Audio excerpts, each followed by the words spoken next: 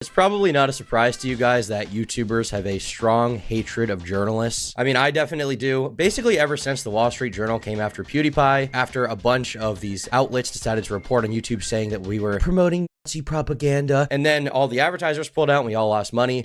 Basically, everybody has hated journalists ever since on YouTube, and for good reason, because these are jealous, disgusting, lascivious people who are going to try and fuck with your career whatever way they can. I do not trust journalists in any respect. They are the past. CNN, NBC, MSNBC, even Fox News, all these guys are the past, and on their way out, they're kicking and screaming, crying about YouTubers making better content than them, and today's story is no exception. So if you guys watch my stuff, you probably know who Brandon Buckingham is. Clearing up a little conflict of interest now, which I'll just make apparent right off the bat. I'm Brandon's friend, so obviously I like this guy. We've done content together even recently, so he's like a guy that I have a lot of respect for. But I'm gonna try to put that friendship aside to, you know, analyze the situation as impartially as I possibly can and talk about what's going on. So Brandon makes sort of documentary type videos. These are videos where he goes to like a strange location and he'll film a video about something unique. Like here, this video is called Homeless in Paradise Inside Hawaii's Housing Crisis. And he's covering, you know, sort of different people in these areas who are struggling and maybe need help or are going through a difficult time. And he doesn't only do videos about negative things, he also does positive videos about positive, you know, people like rappers and stuff like that. But some of the content he is known for is like going to the hood or going to, you know, this dangerous neighborhood or going to this place where a bunch of homeless people live and interviewing them. And it's not like he's like fucking with them or messing with them maliciously. As we can see here, there's a bunch of people in this video that are like willing to be interviewed, talking to him very cordially, just chatting, having a good time. They're all people that want to be in this video. They want their story heard. And Brandon is happy to tell that story. And I would say he does a very good job of getting these ideas across without being like exploitative or kind of weird about it or doing it in like a tasteless way. He does it very tastefully, I would say. But apparently that's not enough for CNN, who is now coming after him. Here we have this tweet from Brandon. He says, "F at CNN." And this title says, "I've never seen anything like it inside the center of the trank drug crisis." And here we have Brandon right there making it on CNN News now. CNN apparently is not very successful. Jesus, 16 million subscribers, 50,000 views in one day. Nobody really gives a shit about these people. And all of the comments are literally all shit on them. So you can tell like literally all the views are probably hate watchers right now. Nobody gives a fuck about CNN. And I don't think this ever made it on TV, whatever this is. And if it did, that's embarrassing because this is a really bad video. But they decided to cover Brandon Buckingham and Tommy G, two people who collaborate a lot. They make somewhat similar content on like similar subject matter. And this is basically a hit piece on them if you watch this part of the video. That has also brought negative attention.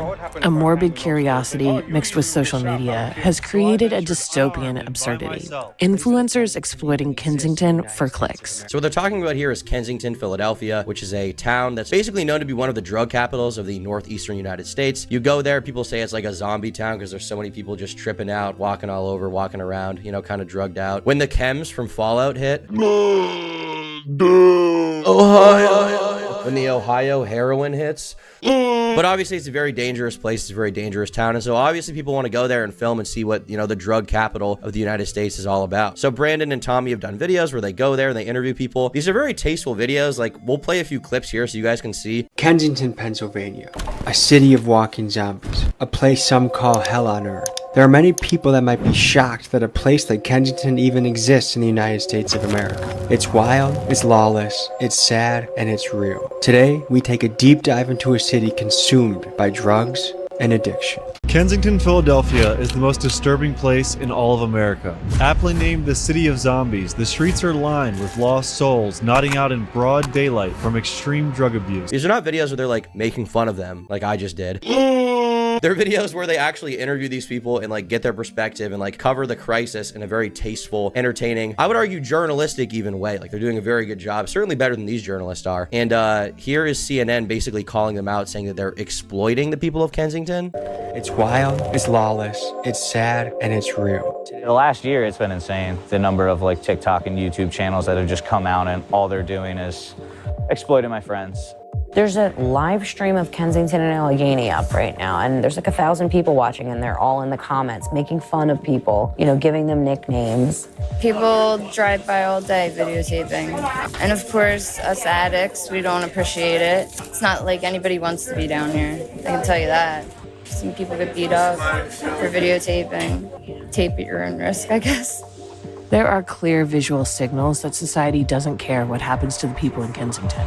And this is a completely ridiculous segment because, first of all, you're going to name Brandon Buckingham and Tommy G. If you've actually even seen their videos, they do a very good job. They do a very good job of covering the situation, and they do a much longer video than a 6-minute segment. They actually interview addicts and talk to them, and they see the conditions they live in. They go further than most people ever would because they want to get the story and see what these people's lives are actually like. And it's not like they're filming people without their permission there, right? It's not like they're going around to random people, putting a camera in their face and being like, hey man, you want to be filmed? And when they say no, they're like, you're going in the video. Like they don't do that. They actually specifically get verbal consent from people to interview them and just talk to them because these are real people. You know, the people of Kensington, they may be, you know, tweaking out on some stuff, on some crazy stuff, on some zaza.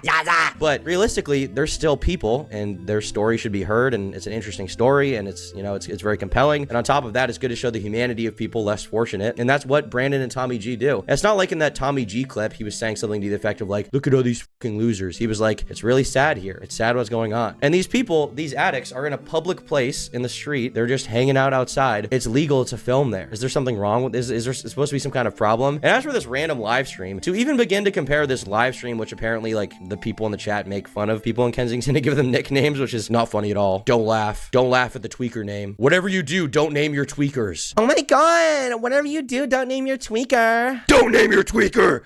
But realistically, this live stream is not even on the same level. The live stream itself is just a video. Like there's no commentary on the video. It's just a video watching what's going down. People in the chat are going to say whatever they want. The live stream is not responsible for that. And Brandon and Tommy G are definitely not responsible for that. And yet the entire comment section of this video is obviously not agreeing with CNN. They think CNN is which they are. It's people saying things like, wow, total hit job on Brandon Buckingham and Tommy G. It wasn't exploitation, it was bringing awareness to what the situation is like. CNN is just painting the competition in a bad light, which is true, because realistically, all that they did is exactly what CNN did. If you go here, what did CNN do? They interview people, they talk to them. Like, is CNN the only fucking publication that's allowed to fucking cover drug addicts? Because they're a journalist? Bro, you're not better than Brandon just because you make $20,000 a year. Just because you're broke and ride the bus to work at 49 years old doesn't mean you're better than fucking Brandon Buckingham, you fucking. You guys are such losers. And it's like, I mean, if you go here, the content is not that different from what Brandon does. It's just way less entertaining and way less interesting. And then CNN obviously has to have this segment where they complain like, oh, they're making videos about it. They're making more money than you, and that's why you're mad. Keep fucking crying. Brandon Buckingham not only had more extensive coverage of this issue, but did it first and didn't slander others trying to bring attention to this problem. How can you say that videos like Brandon's are bringing in negative attention and exploiting these people? They're reporting on the issue just like you are. The comments on this video are nothing but prayers towards the individuals in the videos, and people talking about similar situations they had with family or friends. These YouTubers spread much more positive awareness to the situation than you ever will, CNN. And that's the irony of it, right? No matter how much impact CNN thinks they have, they're fucking dead, okay? Their channel's dead. They're irrelevant, right, scum? Irrelevant, right, scum?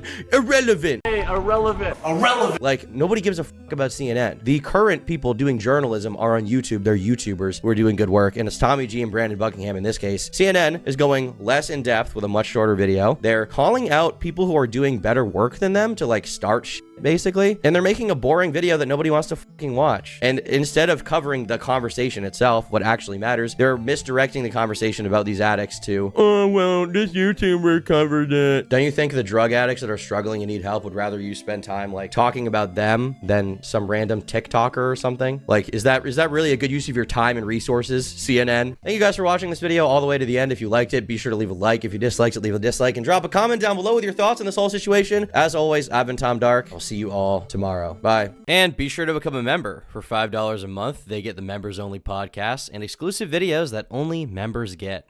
Thanks so much for your support. No